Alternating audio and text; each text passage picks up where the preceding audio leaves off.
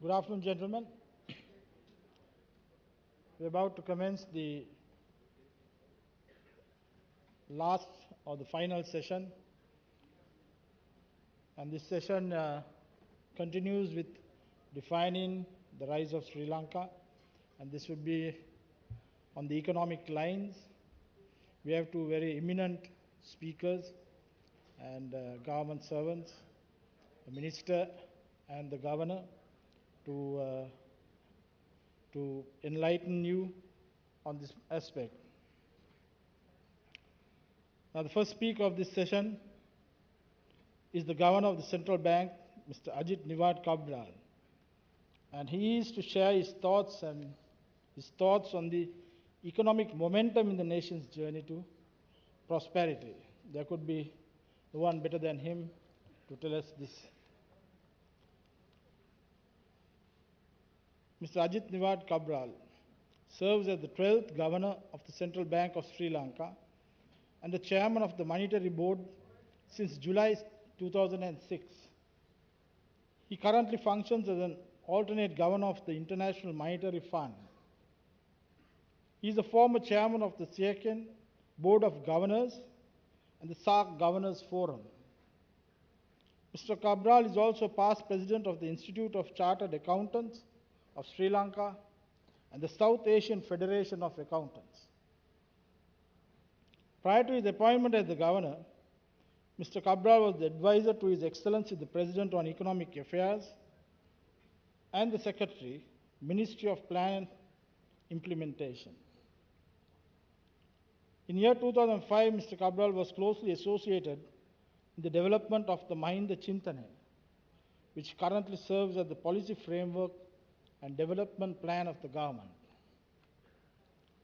During the period Mr. Cabraal served as the governor, he was able to steer the transformation of the Sri Lankan economy to be a safe and stable investment destination and a middle-income emerging market nation. He also provided leadership to several heavily oversubscribed international bond issues. At the same time, the central bank, under Mr. Cabraal's guidance, has been able to maintain sound and stable macroeconomic fundamentals, with inflation being contained to low levels and financial system stability being achieved in a time of severe global uncertainties and turmoil. Mr. Cabraal is the author of many books. One of them, Towards the Sri Lankan Renaissance, and Lak Mawata Mutu Potak, a string of pearls for Sri Lanka. Ladies and gentlemen, I am honored to invite the Governor Central Bank, Mr. Ajith Nivard Cabraal, to share his thoughts on the topic, sustaining economic momentum in the nation's journey to prosperity. Sir, over to you.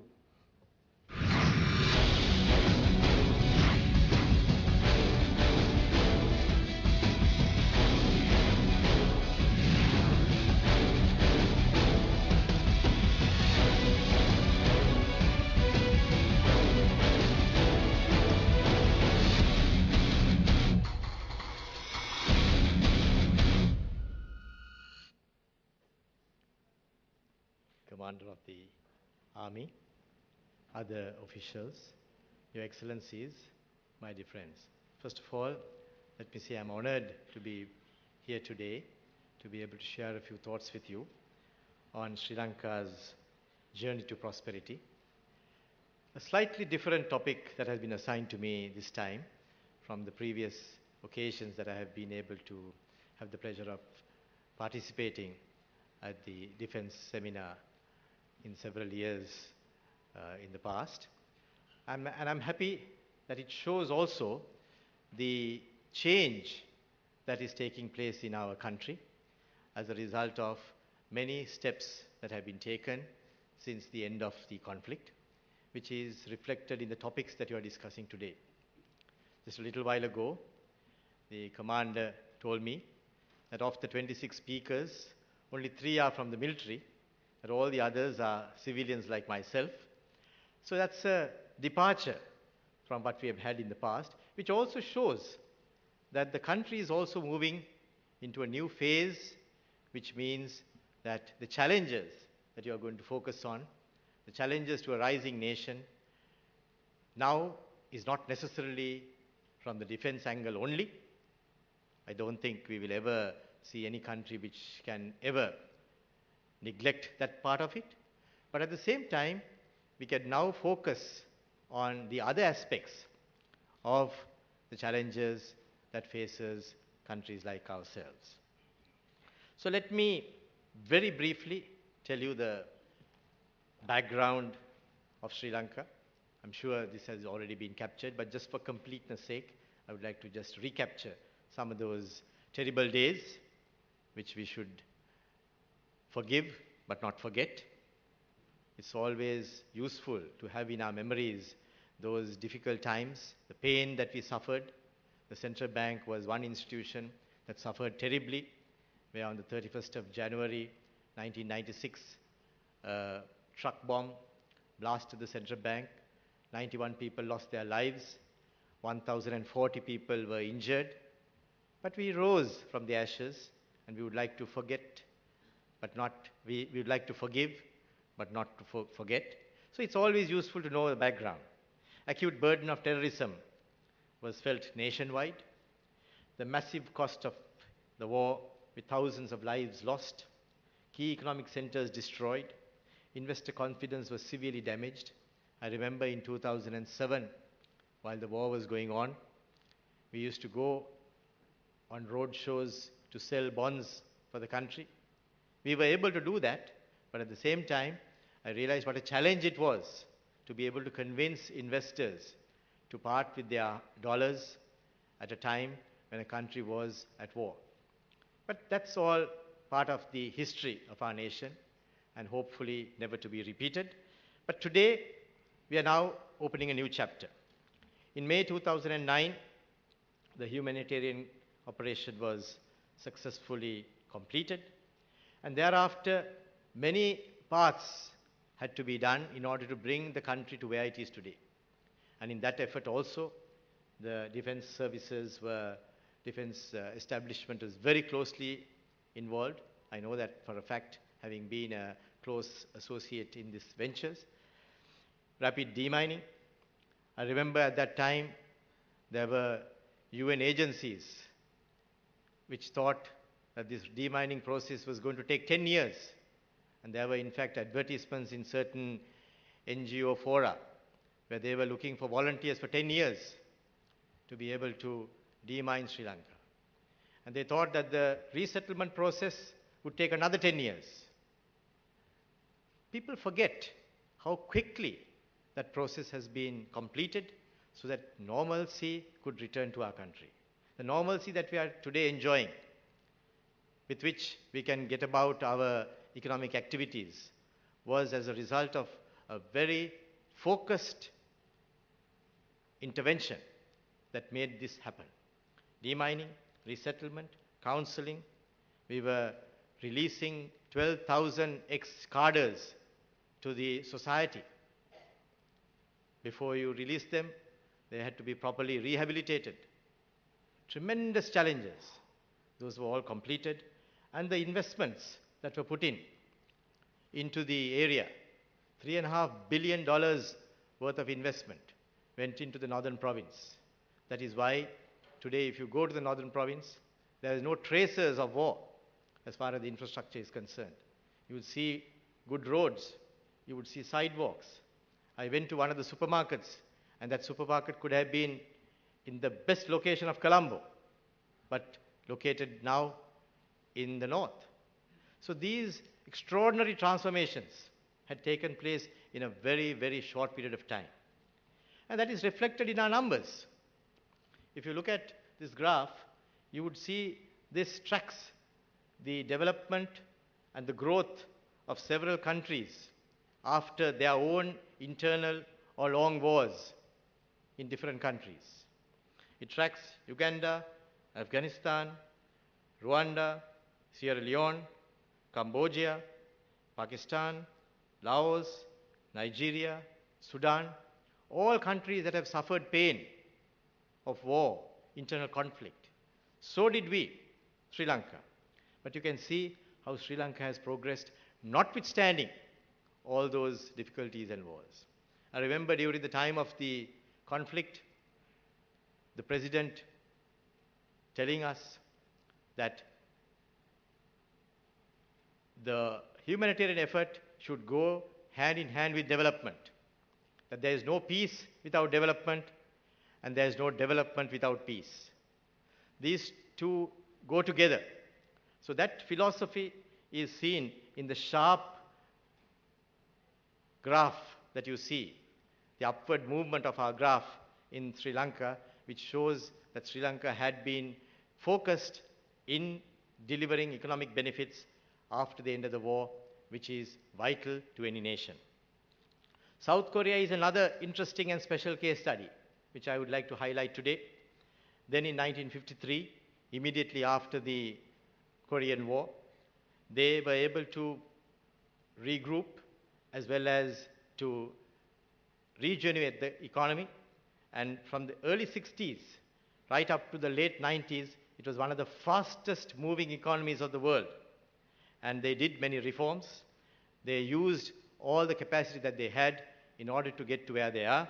And today, they are one of the wealthiest nations and a G20 economy and the host to several top quality brands of the world. Let's look at Sri Lanka after the end of the conflict. These numbers are there. I would like to give it to you, give you a copy of this presentation so that you could see for yourselves. But there were few areas that we could proudly state. Perhaps our Secretary to the Ministry of Finance may have also spoken about some of these matters, so I won't go into it in depth. But growth, the GDP, which has gone up from 24 billion in 2005 to 67 billion by the end of 2013, hoping to go to 77 billion by the end of this year, and reaching $100 billion by the year 2016. Inflation has been in average mid-single digit numbers for the past 5.5 years. FDI inflows have been strong. The gross official reserves of the country has been moving upwards for the last several months and several years, and we are today at a comfortable level. The budget deficit, notwithstanding all the investment that has been made by the government, you would have seen in the pictures that were shown a little while ago, the massive amount of investment that has taken place, but yet it has been contained to reasonable numbers. Public debt has been shrinking as a percentage of GDP. The stock market has been performing well. Tourist arrivals have been going up. So, in short, whatever that needed to be increased has been increasing, and whatever that needed to be decreased or shrunk has been shrinking, and that has been the story of the economic activity that we have seen. And that is shown in the overall numbers as far as growth as well as inflation is concerned. You would see the only 4 years where we had the highest growth with the lowest inflation were the last 4 years, and this year we would even go better, and you would see the year 14 in that circle, which is shown in the quadrant, which is where you have the lowest inflation but the highest growth, and that's an important part of the overall economic management in our country. And whilst that was happening, there has been a shift in the economic activity as far as our lagging regions are also concerned. Just in 2009, you would see that big circle is the Western province where we are today. It used to contribute as much as 50% of the total GDP of the country. And the other provinces altogether contributed slightly less than 50%. But that has changed over the last 5 years. And by the year 2012, where we have the firm numbers, you can see that the GDP contribution of the Western province has reduced to 38%, not because the Western province has been doing badly, but because all the other provinces have been improving what they are doing, and their contribution has been improving. And the two provinces that have improved the most are the Northern province and the Eastern province, where there was the theater of war, And that, again, is an important factor in the overall economic activities of our nation. The government's infrastructure development is capturing the entire country, particularly the north and the east. You would see that there are many massive development projects, roads, power projects, port development projects, airport development projects, infrastructure development projects happening right across the country. And of those, there is a sizable number of those projects which are taking place in the north and the east as well. So all these has helped to move Sri Lanka's GDP as well as the GDP per capita rapidly forward, and by the year 2015, we would move into a middle income nation category, where Sri Lanka would have $4,000 per capita income. And by the year 2016, our projections are that we would have a GDP of over $100 billion, so that we get to the range where countries are focused better because of the size that they have been able to develop. So that's an important part of our overall development. So with that already in place, we are now setting our sights on the year 2020. In 2005, and once again in 2009, when the President faced the elections, we were focusing on the year 2015 and 2016. And at that time, we had certain targets which have now within reach, and now we are looking at 2020 and beyond. And what are those 2020 targets? We're looking at a GDP of $150 billion and a per capita income of more than $7,000. More than $7,000, my dear friends, is about the GDP per capita income of South Africa today. South Africa, although there is a fairly high Gini coefficient, their per capita incomes are quite high, and they have economy which is on a fairly high level of growth, on a fairly high level of activity, and Sri Lanka would reach that level by 2020. We would have inflation at low single digits. Poverty would have been at very low levels. Unemployment limited to also low levels. And a debt to GDP level of around 50% only, thereby moving Sri Lanka into a new category of low indebted countries. And a Sri Lankan rupee that would have appreciated gently over the last few years as well. The business outlook would also improve. In doing business rankings, we are attempting to come into the first 20 countries of the world. A sovereign rating which would be of investment grade. The disparities amongst the lagging nations, lagging provinces would have reduced quite substantially. Modern infrastructure would be available. Our ports and airports would be at a very high quality. Productivity levels would have improved. We would be using advanced technology. Even today, Sri Lanka uses advanced technology, but it would be even more in the future. The real economy would also shift where it would be more balanced, where we would have greater earnings coming from services sector. The 5 hubs, I think the Treasury Secretary would have already spoken to you about those, would be at a fairly mature level by that time. Sometimes it's interesting and important for us to understand what these new features that are added to an economy would do. 25 years ago, Sri Lanka had the apparel sector coming into the country as a new sector for the growth momentum for the country. At that time, it was only valued at about $25 million.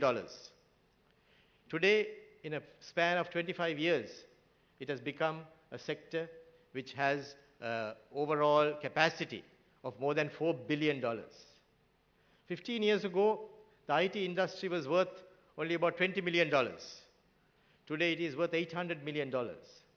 Because we had the foresight to create those new industries and move forward, you would see that those become mature over a period of time, then it has the ability to contribute to the economy.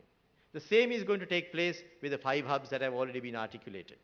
So in the next 15 to 20 years, these will all become mega drivers of the economy, which would be sufficient to take us forward on a sustainable basis. And that's the real reason why our real economy would have a massive change in time to come. The tourism industry would be catering to about 4.5 million tourists. The financial sector would be stable, and Colombo's skyline, like what you're seeing today, is going to undergo further changes, and you would see those changes as well. As a result, our macroeconomic framework will undergo a massive change as well. The 2013 GDP sectors of our nation is what is shown on the left-hand side of the slide. But from this year onwards, we are going to track the GDP on several subsectors which would bring in new areas like oil and gas exploration, marine and aquatic resources, technology and innovation, communication and IT, insurance, real estate, healthcare, entertainment, educational services, and even some of the ones that are lumped together today, like forestry and livestock, will be big enough to be shown separately as separate items in our overall GDP composition. So Sri Lanka has moved on a new footing to have many drivers of the economy, which makes it more sustainable and makes it a lot more stable as well. 2020 would also have a greater emphasis on export of services. Sri Lanka's economy will undergo a gradual shift to being only industries as well as mainly agricultural-based country to a services-driven country as well. Sometimes people ask me the question, what's happening to the industries? It's not that the industries are going backwards. Industries are moving forward. But you would find that the services sector is growing very fast with new additions to the economy, and that's how the adjustment is taking place in our economy. Tourism services, IT and BPO services, aviation services, maritime services, and the knowledge economy services. There are many people who drive their overseas operations out of Sri Lanka. The London Stock Exchange is powered out of Colombo. That's something that many people do not know. But when the London Stock Exchange has massive transactions of trillions of dollars worth, those are powered out of Colombo. And so it is with many other companies as well. Google Finance has its research done out here in Colombo. So these are the new areas which have been added on to our economy, which we are able to now focus on and provide to the world because of the stable conditions that we have in our country. By 2020, Sri Lanka would have delivered some new national mileposts and targets as well. And these are being diligently worked upon on a daily basis. Poverty would be less than 1%, unemployment less than 3%, acute malnutrition would have also gone down to below 3%, electricity coverage, which was only 72% of our country, and that was the easy 72% in 2005, has now reached 96% of our country, and in the next 4 years, in the next 1 year, it will be 100%, and thereafter we can maintain it there. Literacy, which is now about 93%, will be improved up to 100%. Computer literacy, which is only about 10% in 2005, has now risen to about 45%, and it will go up to 90% by 2020. Life expectancy would have also improved. New highways would be added. Already you are familiar with the highways that we have in our country. But another 311 kilometers is on the cards and on the drawing boards to be added further. Monorail, which links the Colombo with the suburbs, going up to about 27 kilometers, would be finished by 2020. And a further 107 kilometers is being planned. Entire road network will be improved to be all-weather roads. Public investment will remain at around 8% of GDP. Stock market capitalizations will go up in value. All these are very much within reach of the Sri Lankan economy, and we would see those taking place in the next few years. And at the same time, there's a little more to be done as well. By 2020, Sri Lanka would have convinced all doubting nations that the humanitarian operation of 2006 to 2009 was a legitimate and a vital operation. And that legitimate operation is what led us to the total elimination of terrorism and the eradication of the ruthless top leadership of the LTTE, It helped us to release 300,000 civilians. What does the government do when 300,000 people are held hostage? What does the government do when 10 people are held hostage in some building? They have to rescue them. So we had a massive challenge before the country to free 300,000 people who were held hostage by a terrorist organization, and that was a massive operation, the likes of it this world has never seen before.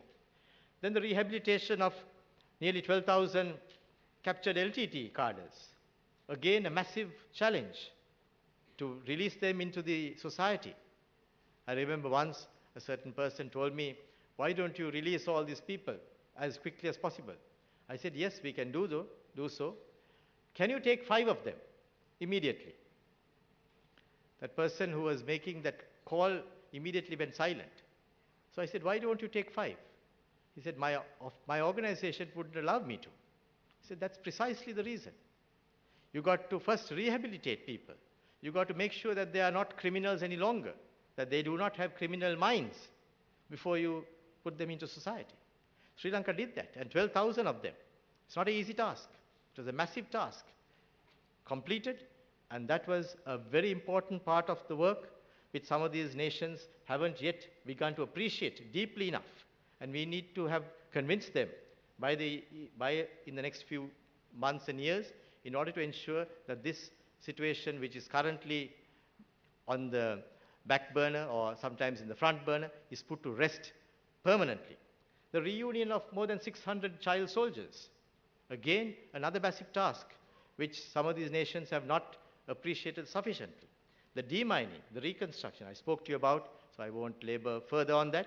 But these were the massive steps that were taken in the course of the ending of the conflict, which needs to be recognized, and hopefully, by that time, when we go to this next stage of development in our country, all these perhaps would be forgotten the same way that many of us have already forgotten about the war. We need to remind people once in a way about what took place in our country just a few years ago. And that adjustment and change has taken place, and that's a vital part of the overall next few years, where we have to have a diplomatic offensive as well in order to ensure that people will move on into the new phase of development of our nation, with some of these factors being put to rest permanently. So 2020 has some tough targets. What needs to be done? It's no use talking about where we would like to be, where we have gone from, unless we have a plan as to how to get there.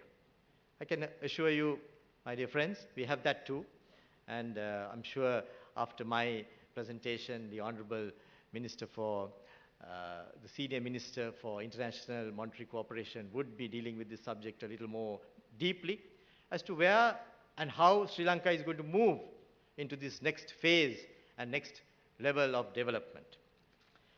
We would be working on our macro fundamentals to ensure that those trends that are favorable today are maintained, and that we would be having sound macro fundamentals on a continuous basis.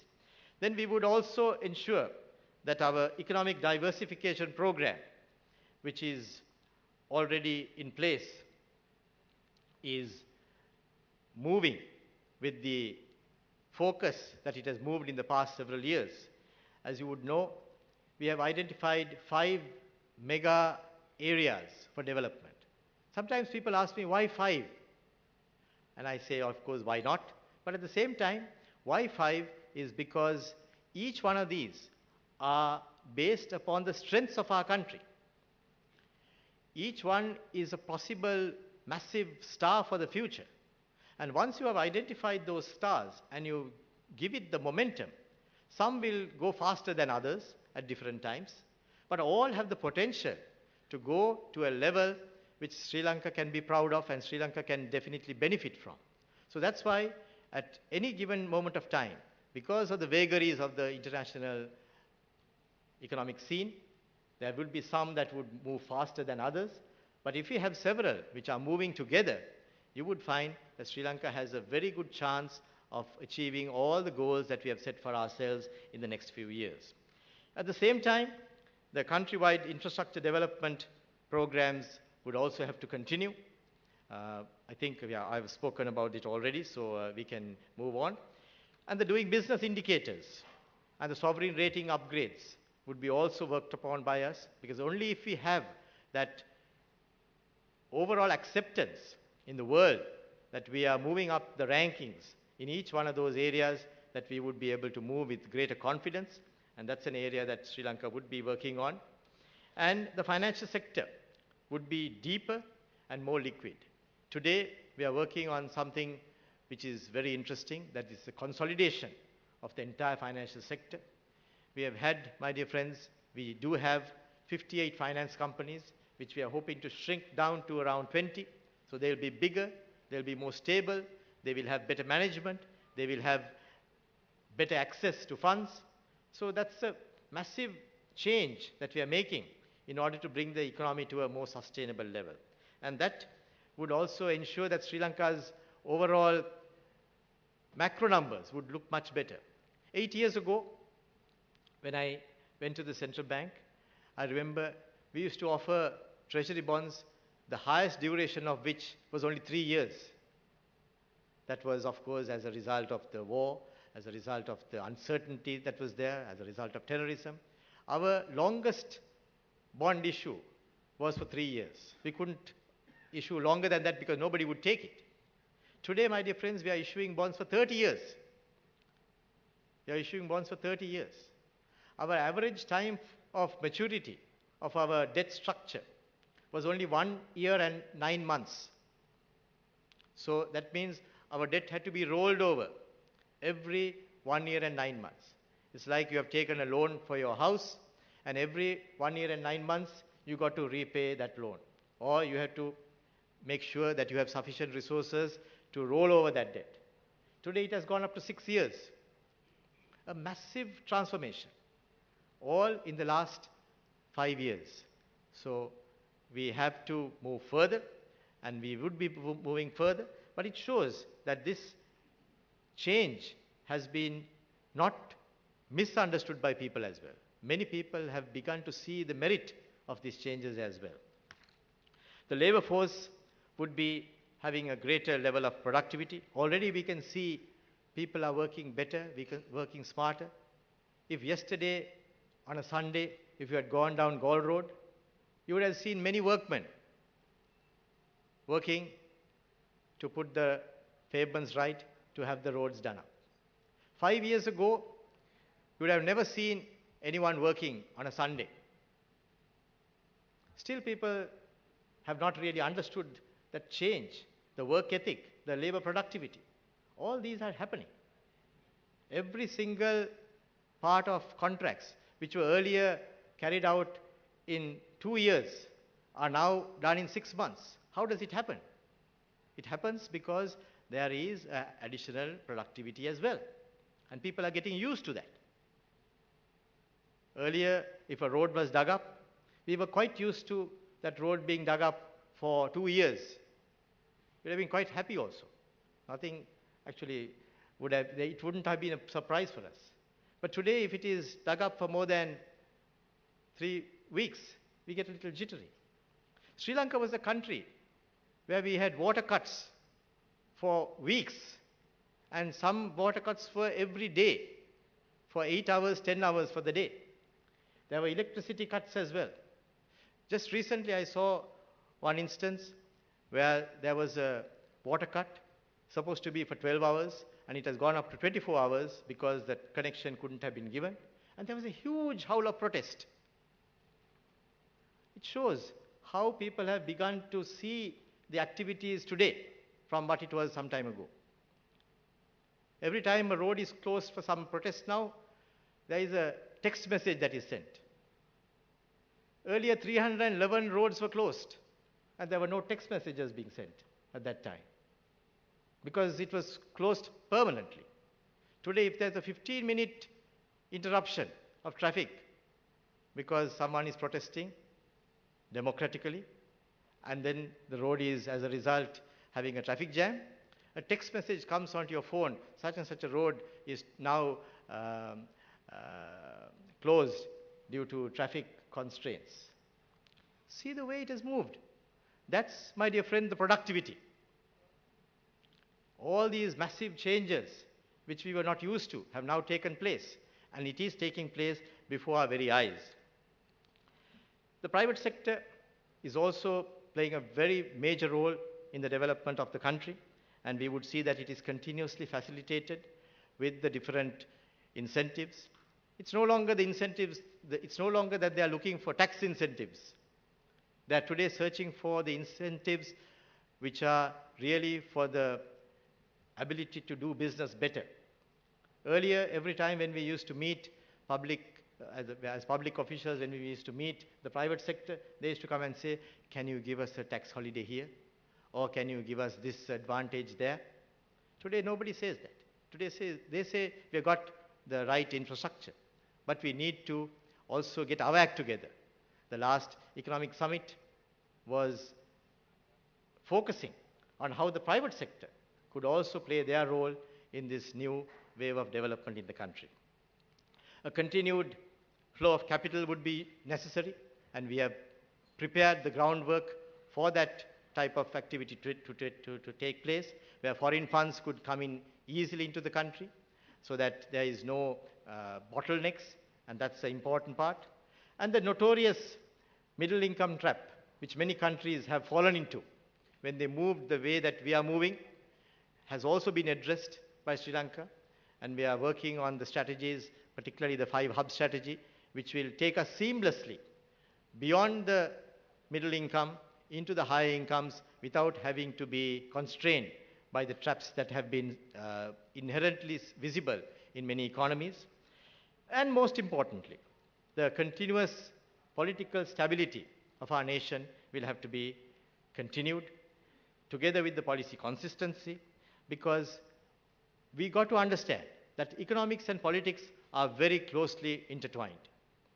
You cannot separate one from the other. For a long time, there was a feeling that economics is one aspect of social activities and politics was another. It's no longer true, and it was never true.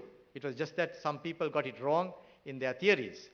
But today, there is a greater appreciation that these are both subjects that need to be addressed very, very closely. And if you do have that understanding, you would find that the economic activities also benefit by the political stability very much. And governments often are not voted out of office because of political instability. They are voted out of office because of economic instability, which leads to political instability. And I think politicians know that very well. So do economists.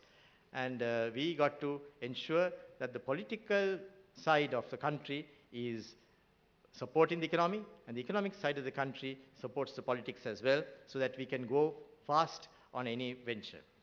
And for this purpose, we got to also ensure that the diaspora-driven and unhelpful UNHRC resolutions would need to be countered. Sometimes when we are countering this, it's like another massive operation that we have to do that. Just yesterday, I remember I saw one of the newspapers having an attack on the central bank because we have recruited a lobby firm to tell our story in the US. There's absolutely nothing wrong with that. Because if there are so many people who are telling a story which is different to what we are saying, we need to tell our story as well. And if we are telling our story, we need to use the channels that are usually used in those countries. We cannot use the channels that we use here if we go to some other countries and then want to get our story out there. So that's what we are doing. We have investments from those countries. We got to protect those investors as well. We got to ensure that those investors do not get jittery because of stories that are planted sometimes by various persons. And we take responsibility in telling our story. And that's very important for us. So I thought that is useful for me to just mention because of the recent comments that were made. And I also think that it's time that these nations and the UN was also appraised of the key principle that Sri Lanka followed and the fact that Sri Lanka followed international humanitarian law. Sometimes those are also not sufficiently known, and we need to ensure that those are in the public domain, that people know how Sri Lanka has moved.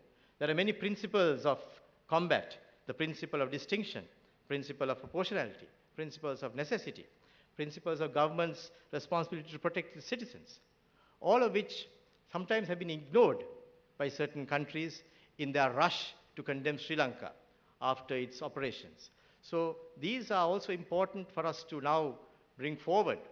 And when we move to the 2020, that's part of our diplomatic effort that we all have to put in, and to ensure that this story is told in the way it should be told, so that there will be many more countries, particularly the friends of Sri Lanka, as well as those who may not have been understanding Sri Lanka's situation so closely, to appreciate how Sri Lanka has moved, and to ensure that we have also got our part of the story out there in the world, so that people would appreciate that story a lot more than what they have done in the past.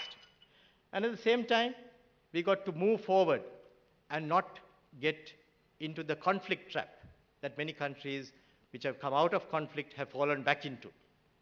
There are researchers on this, countries that have gone to war, had conflicts, they have come back and got into that same situation once again after a period of time. So there are lessons to be learned from that, from those experiences, for us to also ensure that we do not fall back into that conflict once again. And I think one of the key ways in which we can move forward without falling into that conflict trap is to ensure that the economic activity is also supported. Just after the Sri Lanka's conflict, there was a page there was a note sent by the UN which spoke about many aspects of life which has to return to normalcy in Sri Lanka. I think it was the 12th of June, if I'm not mistaken. And in that, the last bit only was about the conduct of the war. The first bit was all about the economy, how the people who suffered need to be restored with their facilities, how the areas of conflict should be brought back to the level it was, or the level the other regions are enjoying. Today, nobody speaks about that. But those were the considerations that were uppermost in the minds of many people, which we have delivered, which we have ensured have come to the highest levels possible, so that Sri Lanka has enjoyed the growth that no other country has been able to enjoy. So that change, that is also an important part, and we need to ensure that those are continued, and continued in such a way that we can usher in sustained peace for our country. National security would also need to be ensured for Sri Lanka to establish itself as a major maritime and aviation hub. As you know, any conflict can retard the progress of a country, and Sri Lanka has already announced that maritime and aviation would be two key areas of the country's march forward, and we need to ensure that the stable conditions prevail. And the military's role as a development partner in peacetime would also need to continue. That's why I'm particularly glad that the Commander and the Defense Secretary have been able to choose a subject today for today's defense seminar, which focuses on challenges to a rising nation. And you are inviting, Commander, not only military people, you are inviting civilians who are involved in preparing the country to be a rising nation. And that's an important understanding as well as appreciation, which we appreciate as well. And the contribution that the forces make towards that effort is also vital and something that we deeply appreciate. And in that regard, we do recognize that the military has expertise. They do have the ability to make certain things happen, and that's something that we need to make use of. I believe the transformation of the northern province was mainly as a result of the work that was done by the military and the other forces, which we must recognize as well at this stage. And of course, in going forward, we need to ensure that special focus is given to deter cyber terrorism as well. Because today, not only are we confronted with terrorism in the normal, traditional way of terrorism, but in the cyber sphere as well, and that's another area that we should look at. So, my dear friends, I have given you a bit of a cocktail of what we would be doing, what we would be focusing upon in taking the country to 2020, to those levels as well as those targets that we have set out. It's not going to be easy. It's going to be a tough ask. But at the same time, we Sri Lankans have been able to show that some of the tough areas that we had to focus on have been dealt with bold decisions, courageous decisions, to ensure that that transformation takes place. So I think people could be satisfied that this challenge would be another challenge that we would be facing up to. And if you do that, we will probably see in the next few years the Colombo city's skyline changing to something completely different. If you go out into Gulf face, the sea, and look at Colombo city, the top picture is what you would see, 2014 picture. The next picture in 2020 has been constructed by Ernst & Young, because we asked them to develop a report based upon whatever conditions that are taking place as well as the plans that are taking place in the city today, to tell us whether we are ready for the new city that is being constructed. And in the course of that report, the picture that they gave us as the picture that we would see in 2020 is based upon the projects that are already in the pipeline and some projects which have already commenced. So take a good look, if you go out into the sea, at this picture that you would see from the ocean. And when you come back, some of you ladies and gentlemen, if you do, and we would like you to come back that time as well. Perhaps we would like you to come back every year. But if you do come back in 2020, the bottom picture is what you would see at that time. So we are moving forward all the time. And today, our planning horizon is shifting a little beyond the 2020 as well. And 2040 also is on our radar screens. 2040 is not very far away. It's only about 25 years away. Some of us, of course, won't be there. But we need to ensure that the overall platform is prepared for that next wave of development. And by 2020, we would be in the upper middle income bracket as a country. And by 2040, we would reach a high income level country, and that's where South Korea is today. I use the example of South Korea because for the journey to come to this level, they took a lot more time than we did, but that's because there were a few areas that they did not have the advantage like what we are having today. We have the ability to leapfrog, and if we use that ability to leapfrog and move forward, Sri Lanka in 2040 would be a high-income nation, and in that journey, there would be many opportunities that would be created for many Sri Lankans as well as from outside, and we look forward to that partnership to grow and for that partnership to blossom so that together we can usher prosperity to the world as well as to our country. Thank you very much.